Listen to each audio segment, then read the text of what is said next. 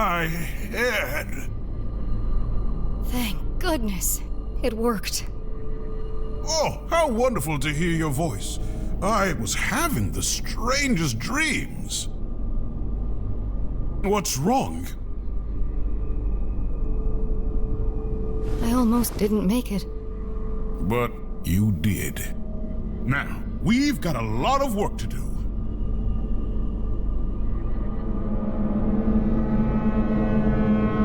I knew it!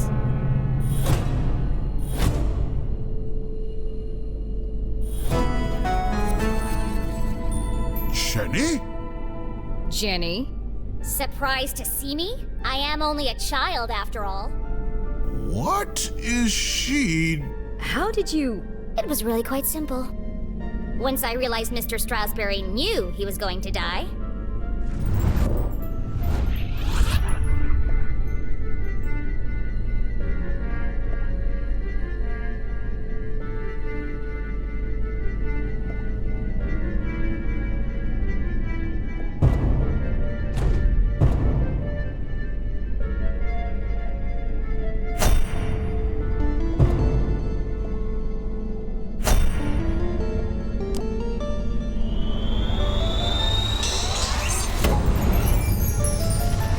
the Dean died on Thursday at 3:57 p.m. precisely. In his planner, I noted that he had canceled his meetings on Friday and rearranged a lunch date with Keith. At the time, this didn't strike me as unusual. Once I considered the possibility that Mr. Strasberry knew he was going to die on Thursday, everything started to fall into place. But consider this. If someone knew they were going to die, wouldn't they do everything in their power to escape their fate? And yet, the Dean didn't. There was only one explanation. He staged his own death.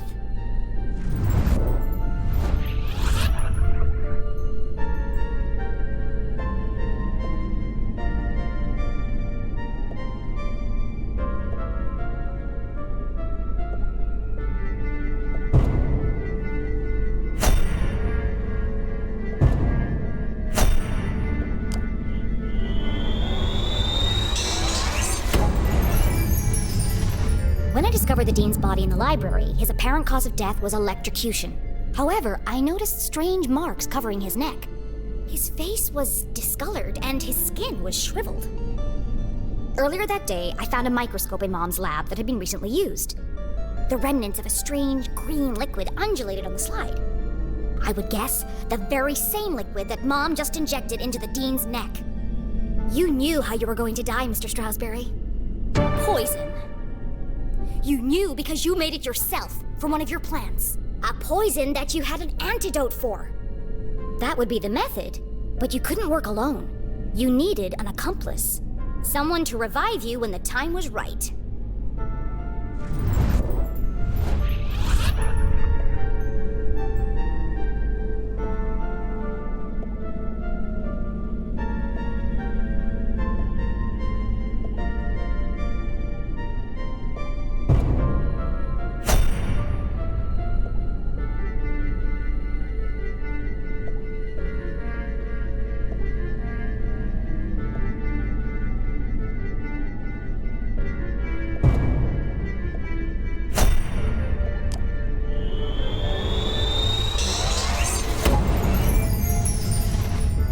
In the basement of my house, on my dad's old dusty desk, I found Dean Strasberry's book about dangerous and exotic plants. In the jail, Mom knew she was running out of time, so she entrusted CJ to finish what she had started. To revive the Dean from his deathly slumber. You plotted together to stage Mr. Strasberry's death. It was a simple scheme. Poison him with the plant, then return after the funeral to revive him. You had intended the death to appear natural, but not everything went according to plan.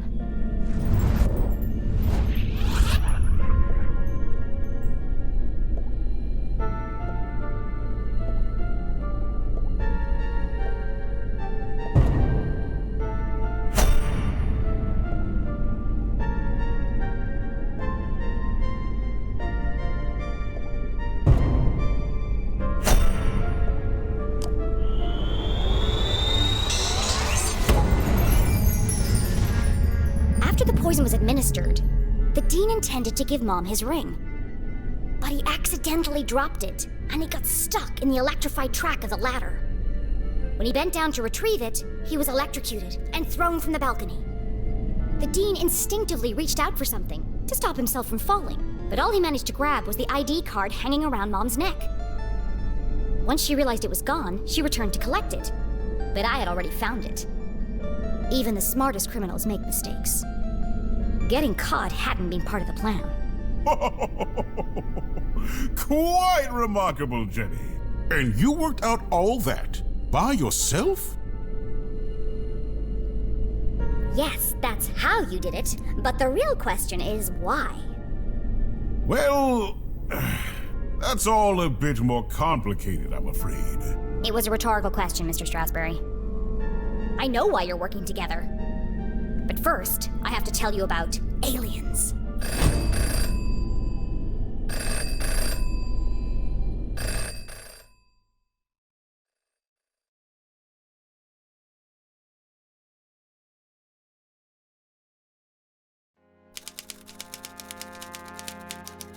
Oh, this is exciting. What an incredible adventure this turned out to be. Jenny's growing up and discovering her full potential. And to think, I did it all without anybody dying.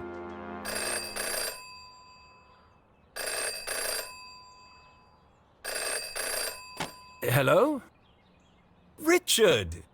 Oh, what do you think of the new scenes? Aren't they wonderful?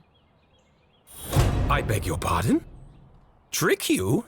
Certainly not. But don't you see? It all works out perfectly this way. I can already picture where the next book will start. You're not serious? But I didn't promise anything. But there must be another way. Just give me more time. Cancelled? Richard, please. Richard?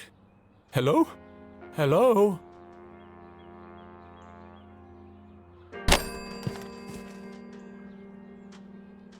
It's no good. They won't publish it unless someone dies. But I can't do it. I just can't. Come on, Arthur. Jenny's whole world hangs in the balance. Decades of work. It can't all end now. Oh, I have to. It's like Jenny's mum always says. A great detective knows the right decision is often the hardest to make. And I am a great author of detective stories. But I can't pick. What should I do, Rufus? Brilliant! Yes! You're always right, old friend. I'll let fate decide.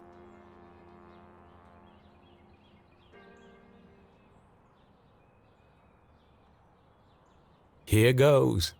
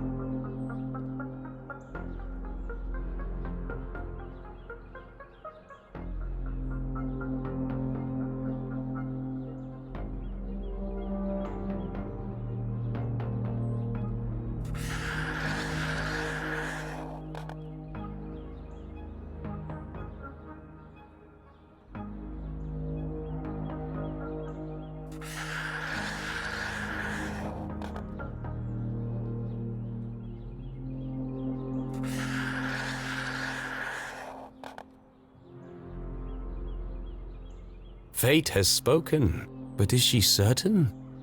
Once the choice is made, there's no turning back.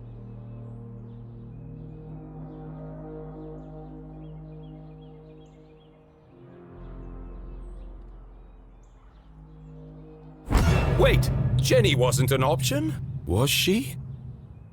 Oh, Rufus, I think I need to lie down.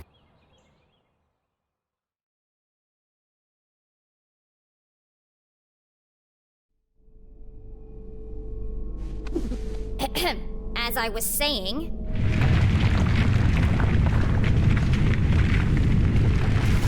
What was that? No more interruptions! The tremors were getting more violent and more frequent. Please! I'm in the middle of my astonishing denouement! Everyone in town thinks CJ is crazy. A madman spouting wild theories about aliens and hidden forces at work in Arthurton. But all the strange phenomena he's seen are real. And the culprits are men, not monsters.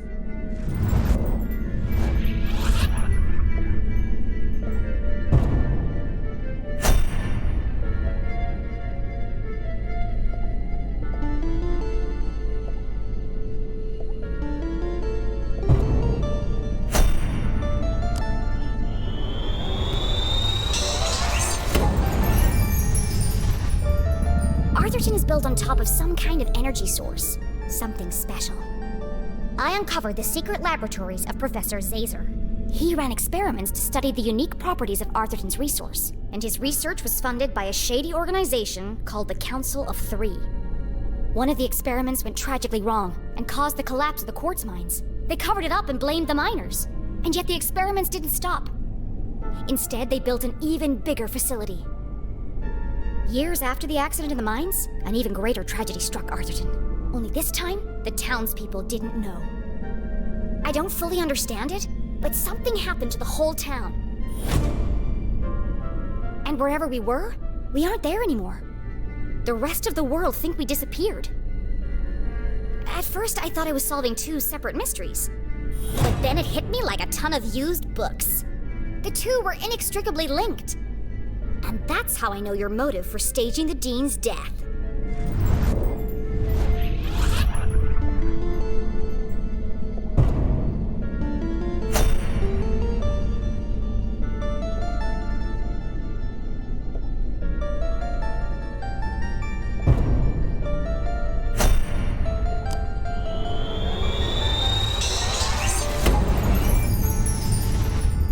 Dad wasn't working for the university. He was working on Zazer's machines, all under the watchful eye of the Council of Three. The Dean is part of the Council of Three, or at least he works for them. Through her own investigation, Mom concluded that Dad had died under suspicious circumstances. She confronted the Dean. Racked with guilt, he confessed and begged for her forgiveness. Instead of letting anger cloud her judgment, Mom saw an opportunity. And together, you concocted a plan to bring down the organization from the inside. Oh, what a brilliant mind you have, Jenny LeClue. Julie, I believe you underestimated this girl. You could have gotten yourself killed. But I didn't. But what if you had? I'm not a kid anymore. I have to make my own choices. A flower cannot blossom without light. Jenny had risked everything to save her mum. I'm sorry, Jenny.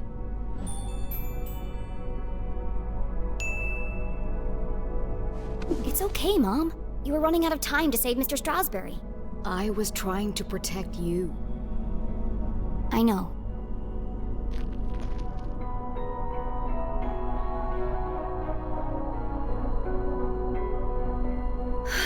I should have trusted you.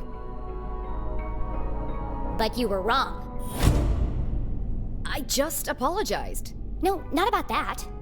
Everyone presumed Dad died in the lab explosion. So did I, until today. But then, I started finding secret messages all over town. They led me to a secret room under the graveyard. And there, on a small television, I saw him. Henry? Dad is alive! But he's trapped on the other side, and he's been trying to contact us this whole time. He made it back? Then the experiment worked! Exactly! But if he made it back, that means... We can all get back!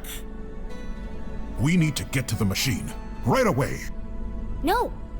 First, we need to find Professor Zazer.